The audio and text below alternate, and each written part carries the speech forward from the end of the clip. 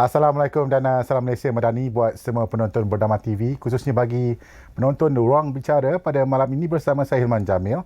Dan malam ini kita akan mengupas topik yang cukup sinonim untuk bulan Februari dan juga bulan Mac nanti, iaitu apalagi kalau bukan sijil pelajaran Malaysia yang pastinya bagi ibu bapa telah pun memastikan anak-anak di rumah dan juga walau di mana jua berada supaya bersedia untuk menghadapi peperiksaan terbesar bagi sistem persekolahan di Malaysia ketika ini. Dan saya ingin imbas kembali apa yang telah diumumkan sebelum ini, di mana SPM untuk tahun 2023 dimulai dengan ujian amali sains pada 5 hingga 7 Disember tahun lalu 2023, diikuti dengan ujian bertutur bahasa Melayu dan juga bahasa Inggeris pada 8 sehinggalah 23 Januari 2024. Dan seterusnya ujian mendengar bahasa Melayu dan bahasa Inggeris yang akan dilaksanakan pada 29 Januari 2024 dan bermulalah yang dinantikan 30 Januari 2024. Pastinya adik-adik saya yang di luar sana yang mungkin yang sedang belajar ketika ini, kita harus bersedia untuk menghadapi 30 Januari ini 2024, iaitu peperiksaan bertulis SPM tahun 2023 di mana lebih 400,000 calon akan menduduki SPM tahun ini. Dan bagi mengupas dengan lebih terperinci malam ini, saya tidak keseorangan sebenarnya. Saya akan ditemani oleh dua orang kuat dari lembaga peperiksaan kita, iaitu Tuan Basri Hassan, Timbalan Pengarah Peperiksaan Kanan Kluster Produksi yang menjalankan tugas pengarah peperiksaan lembaga peperiksaan. Assalamualaikum Tuan, selamat datang. Waalaikumsalam. Kali pertama ke dah biasa dengan bernama ni? Kali kedua saya bersama dengan bernama. Baik. Ya, saya. Di sebelah Tuan Basri pula adalah Tuan Nori Syam Sabil, Timbalan Pengarah Peperiksaan Sektor Inspektorat Teknologi dan Sistem Peperiksaan Lembaga Peperiksaan Malaysia. Dan pastinya Tuan Nori, kali pertama ke atau pernah lagi? Okey, kali pertama. Kali pertama. Baik. Kita malam ni akan membincangkan tentang yang saya maklumkan peperiksaan SPM 2023. Baiklah, pembuka tirai atau mukadimah untuk perbincangan malam ini. Bagi tuan berdua, mungkin apa relevannya SPM untuk kita terapkan lagi dalam pelajaran Malaysia ni? Mungkin tuan boleh mulakan. Apa itu SPM? Mungkin yang ramai ingin tahu sebenarnya. Baik, Assalamualaikum warahmatullahi wabarakatuh dan salam sejahtera kepada para penonton. Jadi sebelum itu saya ingin memaklumkan bahawa sebelum ini kita telah pun ada membicarakan berkaitan dengan Sijil Tinggi Agama Malaysia STAM.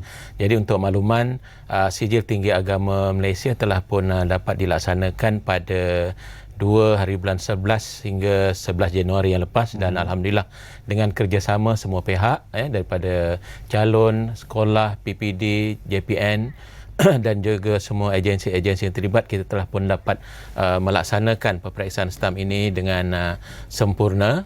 Dan walaupun ada permasalahan yang berkaitan dengan bencana banjir dan juga COVID-19 dan juga banjir, tapi dapat diatasi dengan cara yang terbaik. Baik, sebelum itu Encik Hilman, saya ingin merakamkan ucapan terima kasih kepada semua yang terlibat di dalam melaksanakan ataupun menjayakan peperiksaan Sijil Tinggi Agama. Jadi saya ambil kesempatan ini untuk mengucapkan ribuan terima kasih kepada Sektor Pentaksiran dan juga Peperiksaan Jabatan Pelajaran Negeri SPM, SPP JPN yang telah pun bekerjasama dengan agensi-agensi kerajaan dan juga agensi swasta seperti Bomba dan Penyelamat, PDRM, Angkatan Tentera Malaysia dan juga NATMA yang telah pun bertungkus lumus untuk membantu menguruskan calon-calon yang telah terkesan dengan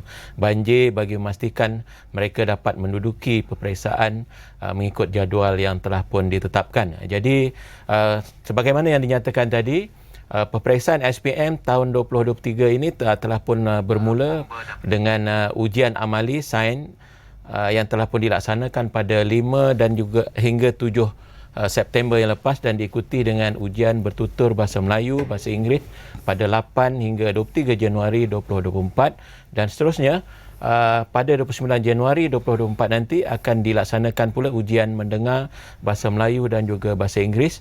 Dan sebagaimana yang dinyatakan tadi, bermula pada 30 Januari 2024, peperiksaan SPM bertulis yang akan diduduki oleh lebih daripada 400,000 calon akan bermula dan akan berakhir pada Mac 2024 nanti. Jadi untuk makluman ya, CJ Pelajaran Malaysia ini adalah satu-satunya peperiksaan yang dikendalikan oleh lembaga peperiksaan yang bertaraf sijil yang telah pun diperakui oleh 47 negara di dunia, yang mana calon-calon yang mempunyai kelulusan ataupun sijil SPM boleh memasuki ataupun boleh memohon dan juga boleh memasuki universiti di dalam negara dan juga luar negara. Sebagaimana saya maklum tadi, ada 47 negara yang mengiktiraf sijil pelajaran Malaysia ini bagi tujuan untuk menyambung pelajaran di peringkat yang lebih tinggi.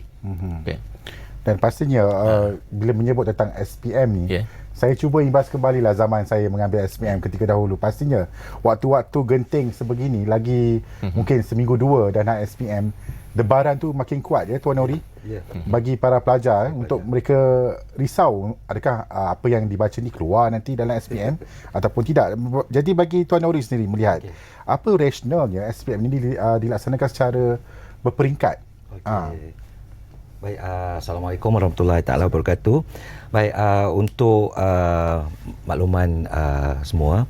Jadi peperiksaan SPM ni dia melibatkan 95 mata pelajaran dan lebih kurang dalam 180 kertas peperiksaan. Jadi setiap mata pelajaran tu mempunyai lebih daripada satu komponen. Contohnya, sebagai contohlah, terdapat 4 komponen dalam bahasa Melayu. Kita ada kertas 1 sehingga kertas 4. Jadi kalau kertas ni dalam salah satu komponen dia adalah ujian bertutur, ujian mendengar, dan 2 lagi adalah kertas bertulis. Jadi begitu juga dengan mata pelajaran bahasa Inggeris lah. Jadi komponen-komponen yang lain, contohnya dalam fizik, bio, kimia, sains tambahan, yang tu pun ada 3 komponen.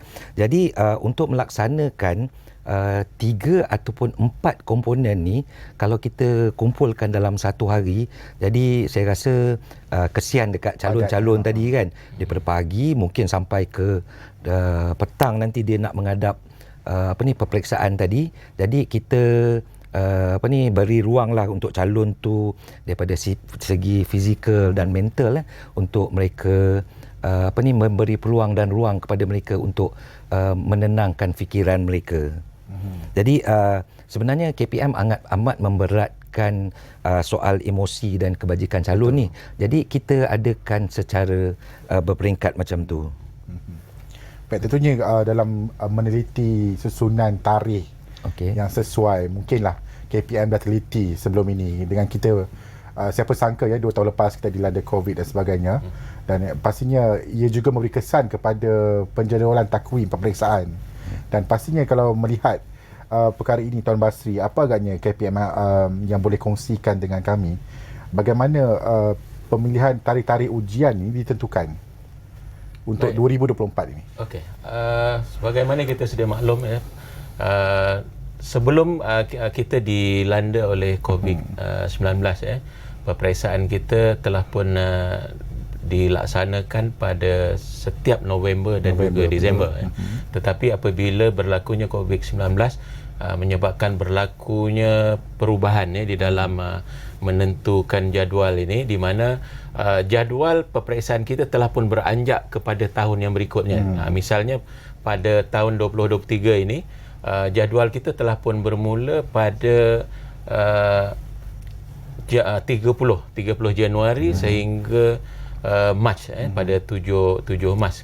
Keadaan ini berlaku kerana kita nak memastikan bahawa calon-calon dan juga guru-guru di sekolah dapat menyelesaikan sukatan mata pelajaran yang sepatutnya dipelajari oleh pelajar-pelajar kita, menyebabkan peperiksaan kita terpaksa kita anjak kepada tahun yang berikutnya. Kalau dahulu kita hanya bermula pada November dan juga berakhir pada Disember. Jadi untuk makluman selain daripada itu, untuk kita menentukan prinsip untuk kita melaksanakan ataupun membuat jadual dalam peperiksaan ini, kita telah pun menetapkan bahawa tiada sebarang peperiksaan dalam dilaksanakan pada hujung minggu, pada hari Jumaat, misalnya pada hari Jumaat, Sabtu, Ahad, jadi hari dan juga hari-hari kelepasan am yang telah pun diumumkan sama ada di peringkat persekutuan ataupun di peringkat negeri. Jadi kalau kita lihat jadual peperiksaan kita pada tahun ini seolah-olah 3 bulan. Betul. 30 Januari berakhir pada 7 Mac. Januari, Februari dan Mac. Tetapi sebenarnya walaupun sesi peperiksaan itu berlangsung pada tarikh yang berkenaan, nampaknya panjang, tapi sebenarnya tempoh peperiksaannya hanya 16 hari sahaja. Yang mana di antaranya itu ada cuti umum, misalnya dalam tempoh peperiksaan itu ada cuti hari Taipusam pada 25 Januari, hari wilayah pada 1 Februari, Isra' Mi'raj pada 8 Februari dan juga Tahun Baru Cina pada 10, 11 dan juga 12 Februari, menyebabkan tempoh peperiksaan itu telah pun nampak panjang, tetapi sebenarnya kita mengambil kira cuti-cuti umum untuk memastikan calon-calon dan juga ahli keluarganya dapat mengikuti perayaan-perayaan masing-masing lah. Baik, saya nak curi perhatian mungkinlah Tuan Nori dalam konteks semasa ketika ini kita ada dilanda monsun timur laut. Bagi kawasan terutama di pantai timur negara kita. Dan tempoh peperiksaan ni pula dari 30 Januari sehingga 7 Mac memang dalam tempoh monsun timur laut. Jadi seandainya ada kecemasan di bahagian tertentu, di negeri tertentu, bagaimana dengan SPM bagi kawasan tersebut? Adakah dibuat baharu kertasnya atau bagaimana? Okey, baik. Untuk persediaan banjir ni, pihak kami di KPM telah pun pada awal lagi pada bulan September hari itu kita telah mengadakan telah menubuhkan satu jawatan kuasa keselamatan di peringkat kebangsaan yang kita kumpulkan 25 agensi. 25 agensi ni termasuklah NADMA,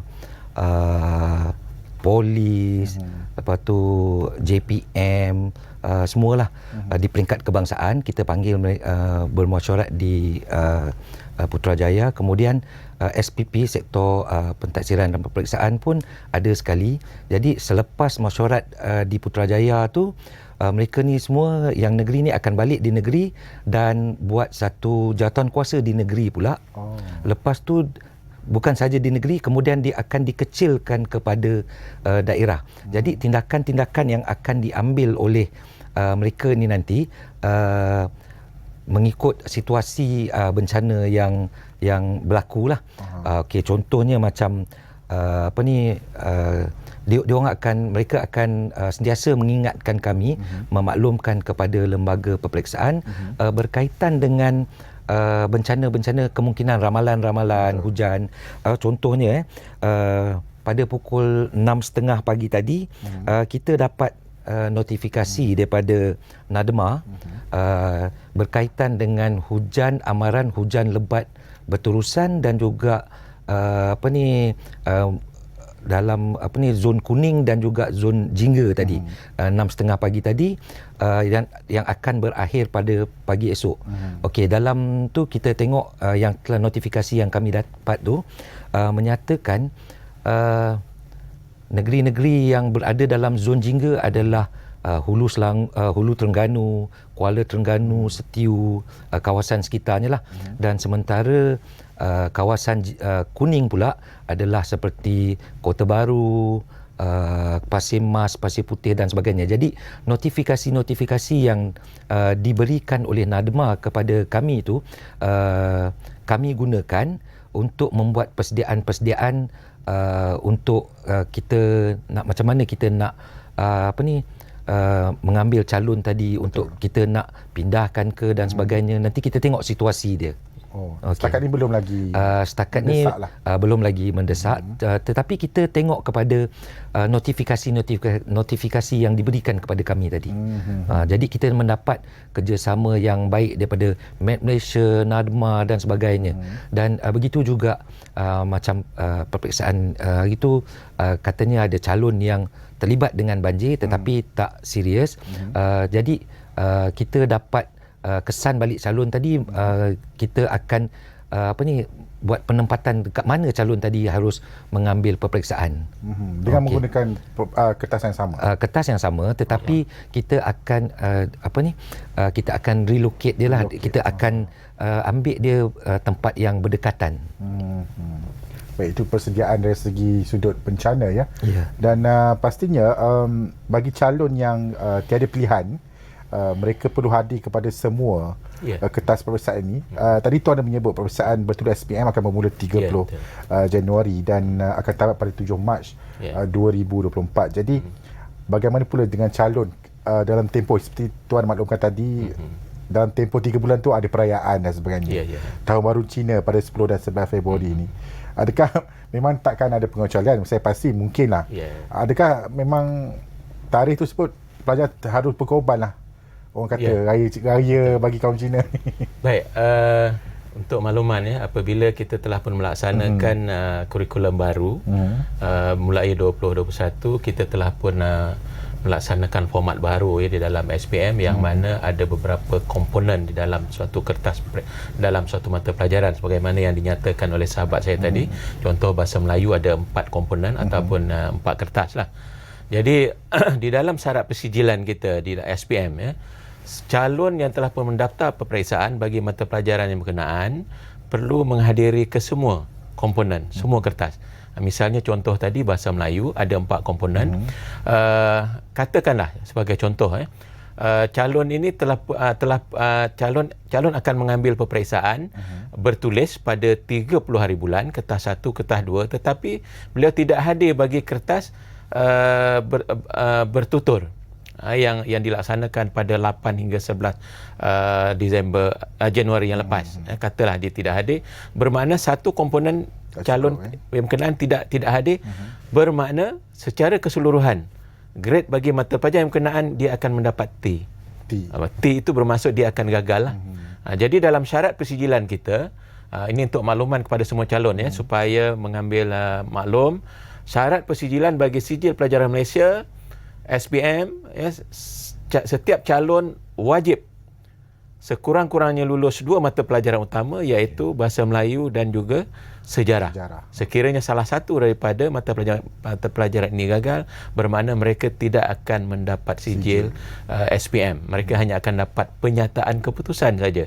Dan ini akan menyebabkan calon-calon ini tidak layak untuk memohon ke mana-mana kolej ataupun universiti untuk menyambung pelajaran. Jadi saya tekankan sekali lagi bahawa calon wajib untuk menghadiri ke semua kertas bagi mata pelajaran yang telah pun didaftarkan, dan terutama sekali bagi mata pelajaran bahasa Melayu dan juga sejarah akan menentukan sama ada calon itu mendapat sijil ataupun penyataan keputusan. Tapi Tuan Nuri, kalau katakanlah ada faktor kesihatan misalnya yang tidak membolehkan seseorang pelajar tu hadir untuk peperiksaan, bagaimana pula dalam situasi sebegini? Baik. Kalau dalam situasi ni, katakan calon tadi contohnya memang ditahan di hospital. Bila ditahan di hospital, kita ada pusat-pusat di hospital. Maknanya calon tadi kalau dia memang ditahan di hospital dan ditempatkan di ward, jadi petugas-petugas kita di petugas-petugas peperiksaan ni tadi akan dimaklumkan dan akan kita memang dah ada simpanan pengawas-pengawas untuk ke hospital tersebut untuk menjadi pengawas di situ, dan kertas-kertas soalan dan buku jawapan pun akan dibekalkan terus kepada hospital tadi, akan dibawa terus ke hospital tadi untuk calon-calon tadi menjawablah. Jadi itu kalau yang ditahan di hospital. Jadi kalau yang terlibat dengan katakanlah COVID-19 dan sebagainya kan. Jadi katakanlah kalau dijangkiti COVID-19 ni, jadi seperti yang kita tahu, kita telah memasuki fasa endemik mulai daripada 1 April 2022 kan. Jadi pengurusan dan pengendalian peperiksaan SPM mulai daripada 2022 ni kita jalankan seperti sebelum COVID dulu. Maknanya calon memang kena datang ambil ambil peperiksaan tadi. Tetapi jika calon tadi disahkan COVID, ditahan di hospital, maknanya peperiksaan tersebut akan diadakan di hospital. Di hospital. Ya. Okey, jadi ini pun kita telah mendapat kerjasama yang baik daripada Kementerian Kesihatan. Itu dalam mesyuarat yang saya kata tadi, bersama 25 agensi tadi, salah satunya ialah Kementerian Kesihatan. Jadi Kementerian Kesihatan memang sentiasa kami akan hubungi untuk kita mendapatkan perkembangan mungkin calon tadi ataupun mengikut SOP yang telah ditetapkanlah. Jadi untuk tu maknanya kita macam 2 tahun lagi tu kita ada buat peperiksaan sesi kedua dan juga penjadualan semula. Jadi mulai daripada tahun 2022 memang tak ada lagi dah. Jadi kita buat macam SOP yang sebelum COVID dulu, COVID-19 pandemik dulu. Jadi nasihat saya, kalau calon-calon ni didapati positif COVID, jadi yang pertama sekali mereka ni calon-calon ni perlu menghubungi pihak sekolah. Okey, pihak sekolah akan menghubungi SPP, Sektor Pentaksiran dan Peperiksaan Jabatan Pendidikan. Jadi untuk kita mengetahui apakah tindakan-tindakan yang sesuai yang boleh diambil untuk menangani calon-calon ni. Dan calon-calon ni pula nanti akan dihubungi untuk kita nak tahu perkembangan dia setakat mana. Kalau perlu dah boleh dilepaskan untuk datang ke sekolah, kita akan ambil peperiksaan di sekolah. Okey, di pusat-pusat peperiksaan yang telah ditetapkan itulah. Okey. Baik, itu dia perincian cukup jelas sebenarnya. Jadi tiada sebarang alasan bagi pelajar untuk tidak mengambil SPM kerana segalanya telah pun disediakan, sama ada anda mengalami masalah kesihatan dan sebagainya. Baik, kita akan berhenti rehat dulu untuk blok pertama ini, kembali selepas ini dalam topik kita persediaan peperiksaan SPM 2023. Kembali selepas ini.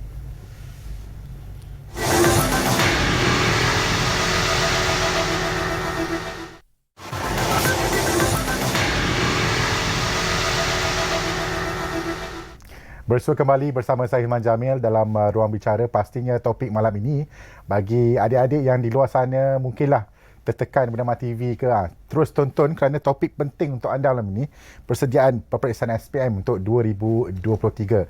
Dan seperti biasa kita akan ulangi kembali tetamu kita yang telah saya kongsikan di awal segmen tadi, iaitu Tuan Basri Hassan, Timbalan Pengarah Peperiksaan Kanan Kluster Produksi yang juga menjalankan tugas pengarah peperiksaan Lembaga Peperiksaan, dan juga Tuan Nori Syam Sabil, Timbalan Pengarah Peperiksaan Sektor Inspektorat Teknologi dan Sistem Peperiksaan Lembaga Peperiksaan.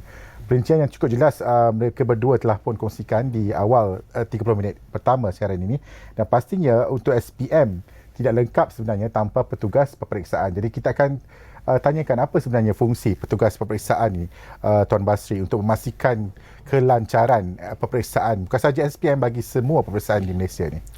Baik, terima kasih. Untuk mengendalikan peperiksaan pastinya ada petugas-petugas yang membantu di peringkat negeri, daerah dan juga di peringkat sekolah. Dari segi pejawatan kita ada yang pertama kita ada penyelia kawasan, mana yang ni akan menguruskan peperiksaan di peringkat daerah, dan kita ada ketua pengawas, kita ada timbalan ketua pengawas, dan yang berikutnya adalah pengawas peperiksaan itu sendiri. Jadi petugas-petugas inilah yang akan menjalankan fungsi sebagai pengawasan, mengawas peperiksaan, menjalankan peperiksaan di peringkat pusat peperiksaan. Jadi untuk makluman bermula pada tahun peperiksaan SPM 2023 ini, pihak Kementerian Pendidikan telah juga melantik petugas peperiksaan ini dari kalangan bukan guru. Sebelum 2023 semua lantikan petugas-petugas peperiksaan, sama ada penyelia kawasan, ketua pengawas dan juga timbalan dan juga pengawas adalah di kalangan guru. Kenapa guru-guru ini yang menjadi pengawas ataupun petugas? Kerana guru-guru ini adalah orang yang paling rapat yang lebih memahami pelajar-pelajarnya sejak mereka berada di sekolah. Mereka inilah yang akan mendidik, membimbing dan juga mencurahkan ilmu kepada pelajar-pelajar mereka, dan mereka ini yang lebih memahami. Jadi mereka ini adalah guru-guru yang lebih memahami dan akan menjadi pengawas peperiksaan. Dan mulai 2023 ini pihak Kementerian Pendidikan telah pun bersetuju khususnya bagi inisiatif 7 Teras Nadi Keunggulan KPM seperti yang diumumkan oleh YB Menteri Pendidikan kita, Fadlina Siddiq, bertujuan untuk mengurangkan beban guru dan juga meningkatkan kesejahteraan guru. Walaupun pelantikan untuk petugas bukan guru ini, misalnya di kalangan guru-guru yang bersara, kemudian lepasan-lepasan universiti ataupun pelajar-pelajar lepasan SPM yang masih lagi belum bekerja, mereka boleh memohon. Tetapi pelantikan untuk pengawas yang kita sebut sebagai sukarelawan ini hanya di kalangan petugas pengawas saja, bukan ketua, penyelia kawasan dan juga timbalan. Jadi setakat untuk pengawasan saja. Ini tujuannya adalah untuk mengurangkan beban guru. Misalnya ada guru-guru yang pada ketika peperiksaan berlangsung ini, mereka juga ada yang bertugas sebagai pemeriksa. Misalnya bahasa Melayu telah dilaksanakan pada 30 dan juga 31 Januari misalnya, kita akan mula melaksanakan mesyuarat untuk pemeriksaan selepas 3 hari, dan ada di antara guru-guru ini yang terlibat. Jadi guru-guru yang terlibat dengan pemeriksaan ini, yang inilah kita kecualikan dan kita gantikan dengan petugas-petugas sukarelawan ini untuk membantu di dalam melaksanakan pengurusan peperiksaan di pusat-pusat peperiksaan. Berapa ramai sukarelawan yang diterima? Baik, oleh kerana ini adalah kali pertama kita nak melihat sejauh mana keberkesanan untuk petugas-petugas sukarelawan ini yang dapat membantu pengurusan peperiksaan ini. Untuk tahun ini kita telah meletakkan KPI kita untuk pelantikan sukarelawan hanya setakat 20%. Manakala 80% lagi adalah daripada kalangan guru. Dan insya-Allah pada masa akan datang kita akan lihat perkara ini sama ada kita akan teruskan ataupun perlu tambah, ataupun sebaliknya, yang itu kita akan lihat dari segi pengurusan peperiksaan pada tahun 2023 ini. Okay. Itu dia satu kelainan yang dibawakan untuk tahun ini. Dan pastinya juga beban tugas guru tu besar ya tuan, pastinya untuk memeriksa dan sebagainya lagi, kertas jawapan. Dan bila menyebut tentang SPM ni, tips utamanya adalah mengkaji ataupun belajar tentang apa kita telah belajar sepanjang 5 tahun misalnya di sekolah, dari tingkatan 1 sehingga tingkatan 5. Dan selain daripada itu, mungkin Tuan Nori nak kongsikan juga, selain daripada kita nak orang kata refresh back apa kita study, apa lagi yang perlu bagi seorang pelajar tu bersedia untuk menghadapi SPM ni? Baik, terima kasih Hilman. Baik, persediaan yang penting lah, selain daripada kita belajar tadi, persediaan yang paling penting daripada segi fizikal dan mental lah, kan. Okey, jadi calon-calon ni dah belajar, cuma nak duduk peperiksaan saja. Betul. Okey, jadi mental tu pun penting juga. Sebenarnya tak perlulah gugup, takut dan sebagainya, kan. Jadi kita ingatkan juga tentang beberapa perkara. Contohnya, tengok dulu jadual waktu. Itu penting. Betul. Jangan misal kata kita kata peperiksaan bahasa Melayu bertulis nanti mula pada 30 hari bulan, kan. Nanti 1 Februari baru dia datang sekolah, baru dia tanya. Kan. Jadi apa pun semak jadual waktu. Betul. Kan. Terutama sekali mata pelajaran yang teras lah. Jadi bila dah tengok dah jadual waktu tadi, tentukan, pastikan subjek dia, mata pelajaran dia, tarikh dia, masa dia pukul berapa, pagi ataupun petang. Betul. Kita tak nak juga kalau periksa pagi dia datang petang. Kalau periksa petang dia datang pagi, tak apa lagi. Kan? Kalau dia dah datang petang tu maknanya kalau periksa tu pagi memang tak ada Lepas apalah. lah, ya. Maknanya macam komponen tadi tak lengkap dah, seperti yang kita cakap tadi kan. Kalau 4 komponen, ada 3 saja, dia akan dapat T lah, tidak hadir tu. Okey, jadi kemudian tengok dan baca, semak ataupun tanda tangan. Juga tanda tangan ada satu borang pengakuan calon. Yang itu memang kita kena serahkan kepada pihak sekolah. Okey. Yang ketiga, semak penyataan pendaftaran perperiksaan bagi memastikan mata pelajaran yang didaftarkan. Betul tak? Betul. Sepatutnya yang ini, masa didaftarkan dulu, calon ni dah tengok dah. Kita tak nak di saat-saat akhir baru dia tengok ada subjek-subjek ataupun mata pelajaran yang dia dah belajar tapi tak ada, dia tak rupanya tidak didaftarkan. Ni amat rugilah kalau macam Memang tu. ada kes terjadi. Ada. Dia dah saat akhir baru dia tengok tidak, rupanya dia tidak didaftarkan, tidak mendaftar dengan mata pelajaran tersebut. Kan? Jadi kemudian yang seterusnya, yang ni yang penting. Pada hari peperiksaan tersebut kena ada pengenalan diri lah. Betul. Bawa lah kad pengenalan. Macam kita dulu pun, dia rasanya daripada dulu-dulu kalau kita nak pergi peperiksaan memang akan bawa. Kena letak atas meja belah kiri ke kanan, saya tak ingat. Masih ingat lagi ya. Di Slip sebelah peperiksaan, kanan. IC dengan satu lagi saya lupa. Ada 3 benda lah. Memang letak di sebelah kanan, betul. Atas meja tu ada satu slip, betul. nanti dia nak compare kan tu kan. Dia nak bandingkan betul ataupun tak betul. Okey. Jadi ni pun baru ni dalam minggu lepas kita ada ujian bertutur yang baru ni. Ada juga calon yang tak bawa. Dah sampai sekolah. Nak masuk, dah masuk dalam sekolah, nak masuk dalam dewan, kad pengenalan terlupa. Macam mana tu lah? Okey. Kalau macam tu, jangan panik. Jangan runsing. Kadang-kadang calon-calon ni dia tengok, alamak, satu benda ni tak nervous ada. Dia dah nervous. Lepas tu dia nak balik ke rumah. Katakan rumah lebih kurang dalam 5 km. Tengah hari pula tu. Kan?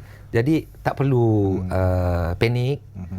Jumpa pentadbir sekolah. Okey, kadang-kadang pentadbir sekolah ni dia ada salinan kad pengenalan ataupun mereka ada ni, lepas tu minta dia pentadbir tadi buat pengesahan. Tu je. Tak perlu nak panik, tak perlu nak lari sampai balik ke rumah untuk nak mendapatkan IC tadi. Sebab kita kalau boleh kita membantu. Betul. Tetapi SOP tadi kita kena ikut. Okey. Jadi yang paling penting sekali masa hari peperiksaan lah. Makna, tapi bukan hari peperiksaan dah nak siap. Mungkin sehari 2 hari sebelum tu kita sediakan alat tulis. Alat tulis, pen, pensel. Kalau perlukan kalkulator, boleh juga bawa kalkulator. Tetapi yang tidak boleh diprogram lah. Okey, ataupun tidak boleh menyimpan memori. Okey. Jadi untuk pen dan juga pensel ni, dah kita bercakap tentang alat tulis ni kan. Jadi pen dan pensel tu pun ada kegunaan dia pada masa-masa yang tertentu. Contohnya pensel tadi, selalunya kita gunakan pensel 2B. Okey. Untuk kita nak melorikkan pada kertas jawapan yang objektif tadi. Ada A sampai E ke mana jawapan kita lorikkan dengan hitam. Okey. Jangan sekali-kali gunakan pen untuk melorikkan tu. Sebab nanti kertas jawapan ni akan masuk dalam mesin lah, untuk mengira tu. Jadi dia tak boleh nak kira berapa jawapan calon tadi. Betul. Jadi kadang-kadang kita ada juga dapat yang macam ni kan. Jadi saya rasa cikgu-cikgu dekat sekolah pun dah pesan ni. Dah pesan. Cumanya kadang-kadang ada juga yang terjadi macam ni kan. Jadi kita pesan lagi sekali dekat sini, dekat media ni, dekat pentas ini, supaya calon-calon tadi kena ingat dekat mana nak menggunakan pen, dekat mana nak menggunakan pensel. Okey.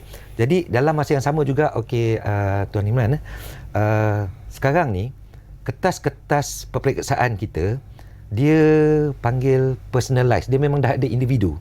Dekat depan tu, dulu kita kena tulis nombor kad pengenalan, kita kena tulis angka giliran. Tetapi sekarang ni dah tak perlu dah. Semua dah siap. Okey. Lepas tu dekat bawah tu, di bawah kertas tu ada pula QR code lagi. Ada QR code yang ada maklumat berkaitan dengan calon tadi. Okey, siapa calon ni, kad pengenalan dia, lepas tu subjek ni subjek ataupun mata pelajaran apa, memang dah ada dah semua. Cumanya saya nak ingatkan pada calon tadi, kalau masa tu terluang sikit, ada QR code tu, tolonglah jangan diusik, disambung-sambung dan sebagainya kan. Sebab dekat situlah maklumat calon tadi dikumpulkan, diletakkan di situ. Kalau nanti diusik dekat situ, dia sambung-sambung ke dan sebagainya, bila kita scan dengan QR reader, tak boleh nak baca. Betul. Jadi kalau boleh kita maklumkan pada calon-calon, tolong QR code dengan, kalau dekat dalam tu nanti ada barcode tu pun tolong jangan kacau. Okey. Selain daripada itu, dalam kertas jawapan, buku jawapan tu, kalau calon-calon tengok dekat sini, kita ada daripada kiri ke kanan. Kita ada satu lajur yang kita hitamkan sikit, supaya calon tu tidak menulis di situ. Okey, ruangan tu memang akan dipotong dan akan dikeluarkan. Jadi nanti jawapan calon dekat ruangan hitam tu tak boleh dibaca. Jadi saranan kami, ada beberapa benda tu lah. QR code jangan usik, barcode tu pun jangan usik. Kemudian kawasan yang telah dihitamkan tu pun jangan ditulis jawapan. Tu antara saranan-saranan kita lah. Okey. Jadi seterusnya calon juga diingatkan tidak membawa bahan larangan lah, barang-barang larangan ke dalam dewan peperiksaan. Contohnya nota, catatan, telefon bimbit ataupun jam pintar yang boleh menyimpan memori ataupun nota lah. Okey, baik. Jadi untuk ini, bermula pada tahun ini, lembaga peperiksaan juga telah membekalkan kepada petugas-petugas peperiksaan di pusat-pusat peperiksaan dengan metal detector. Metal detector, supaya calon-calon tadi bukan kita kata sengaja membawa masuk. Betul. Kadang-kadang terbawa masuk. Mungkin dia tak sedar, dia letakkan nota ke kan dekat luar tadi, dia baca, kemudian bila dia nak masuk tu terlupa nak keluarkan. Tetapi semasa peperiksaan dijalankan dan di dalam dewan peperiksaan, kalau didapati calon tadi mempunyai nota, catatan, telefon bimbit ataupun apa-apa sajalah yang berkaitan dengan yang dikatakan barang larangan tadi dibawa masuk semasa peperiksaan, jadi tindakan akan diambil lah. Jadi antara tindakan yang diambil, kita akan siasat. Kalau disahkan calon tadi betul-betul melakukan kes salah laku, jadi calon tadi akan mendapat keputusan dia akan dibatalkan bagi subjek tersebut. Okey, jadi pada kami benda tu tak seharusnya terjadilah. Kan?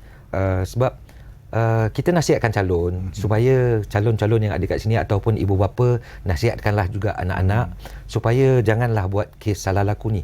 Sebab kes salah laku ni akan menyusahkan diri sendiri. Betul. Sebenarnya tak perlu.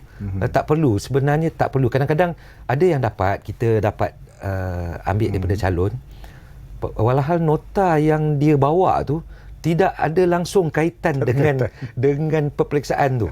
Memang tak ada langsung dalam tajuk tu. Dan kita pun tengok rupanya calon ni kadang-kadang ada yang dapat A, dapat B, tetapi disebabkan disabitkan dengan kesalahan membawa barang terlarang tadi, jadi dia punya keputusan dia tidak dibatalkan ataupun tidak dapat dikeluarkan. Jadi nasihat kita pada calon-calon ni lah kan, tak perlulah untuk nak membawa masuk nota dan sebagainya. Betul. Kan. Yang pentingnya perlu yakin pada diri sendiri. Betul. Itu je. Okey. Itu dia perincian yang cukup jelas daripada Tuan Nor Hisham Sabil tentang persediaan yang perlu kita buat lah bagi seorang pelajar untuk menghadapi SPM 2023. Nampaknya berbaki 15 minit lagi untuk ruang bicara malam ini. Kita akan berhenti rehat lagi, kembali selepas ini.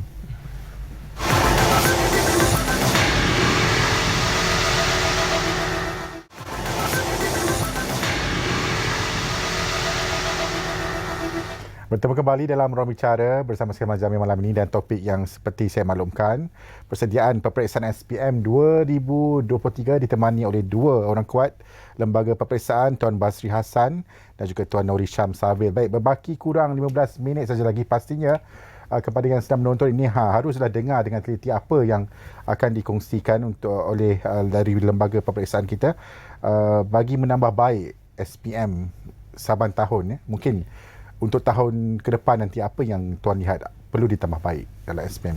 Baik, dari segi pengurusan peperiksaan untuk makluman tuan-tuan dan puan ahli para penonton kita ke arah pendigitalan. Jadi untuk mulai tahun 2021 kita telah pun melaksanakan pemeriksaan secara dalam talian. Sebelum itu pemeriksaan kita adalah secara manual, yang mana guru-guru yang jadi pemeriksa akan memeriksa secara manual menggunakan pen and pencil lah. Mana setiap pemeriksaan itu terpaksa dipindahkan markahnya, kemudian di key in semula ke dalam sistem. Itu adalah kaedah secara manual. Tetapi mulai tahun 2021 kita telah mula apabila berlakunya pandemik, yang mana pada ketika itu ada dua perkara yang kita tidak boleh laksanakan, iaitu bersemuka. Dan juga kita perlu melaksanakan penjarakan fizikal. Jadi alhamdulillah lembaga peperiksaan telah menyambut pendigitalan di dalam pentadsiran ini, dan kita telah pun melaksanakan pemeriksaan dalam talian, yang mana guru-guru hanya akan menggunakan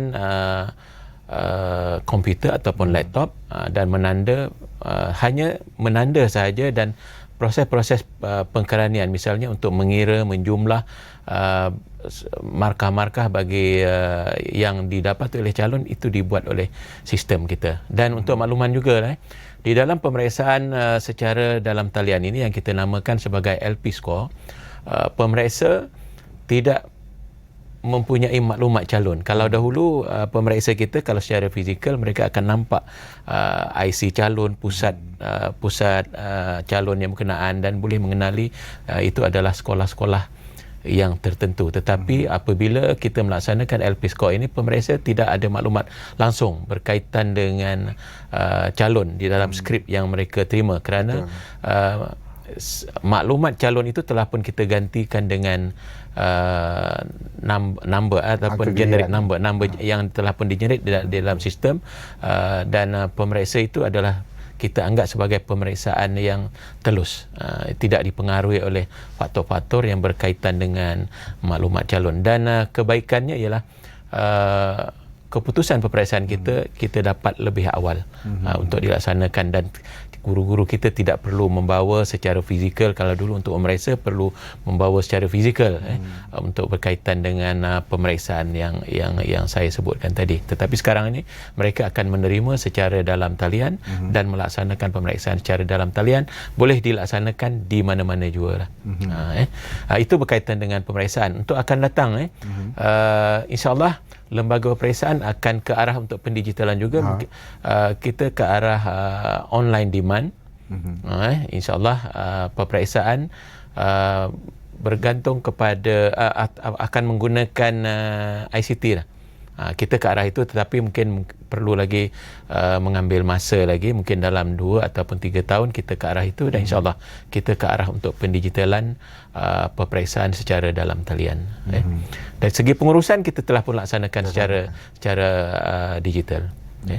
Bagaimana pula Tuan Nori, dari segi pelajar itu sendiri untuk ke depan ini, bagaimana mereka harus mengenali mengambil peperiksaan ini? Adakah kita masih kekal dengan cara konvensional seperti ini, menjawab ABC dan sebagainya, subjektif? Adakah ke depan kita akan lebih open book, misalnya di universiti open book? Apa pandangan tuan? Baik, open book ni pun pernah kita buat dalam mata pelajaran sejarah 3 hari tu, tapi tahan beberapa tahun sajalah. Sebabnya bila open book ni calon ni salah konsep sebenarnya. Mereka menyalin balik apa yang ada dalam buku tadi masuk balik ke dalam kertas jawapan. Kita tak nak yang tu sebenarnya. Kita nak calon tadi bila diberikan soalan, mereka ini menjawab dengan menggunakan fikiran mereka. Mereka olah balik, mereka walaupun fakta, tapi mereka olah untuk dijadikan sebagai jawapan. Bukan ambil daripada buku tadi dan salin balik masuk ke dalam kertas jawapan lah. Jadi itu antara sebab-sebab yang ni kemungkinannya mungkin juga kajian-kajian pun boleh kita buat selepas ini. Kita tengok macam mana di universiti pun buat. Jadi antara beberapa inisiatif yang kita sedang lakukan, yang kita sedang melihat seperti yang diberitahu oleh Encik Basri tadi, kemungkinannya selepas ini kita buat peperiksaan tu secara online atas talian. Jadi yang itu salah satulah.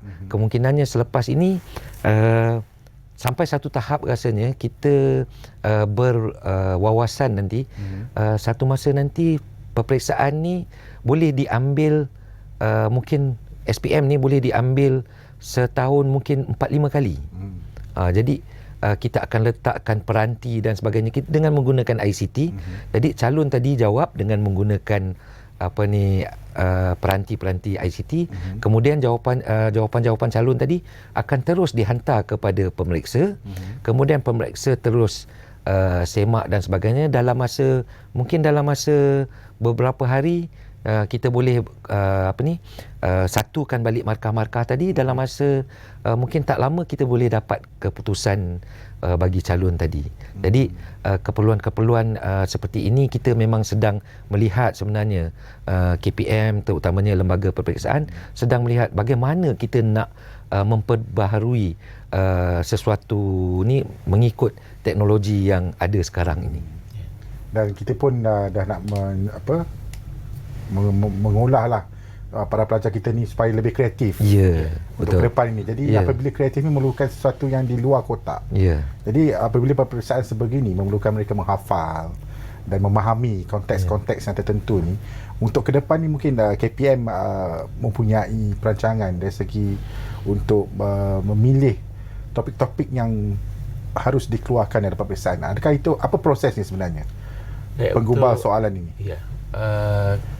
Untuk SPM sekarang ini, oleh kerana kita melaksanakan peperiksaan itu secara berpusat. Yang mana calon-calonnya juga terlalu ramai.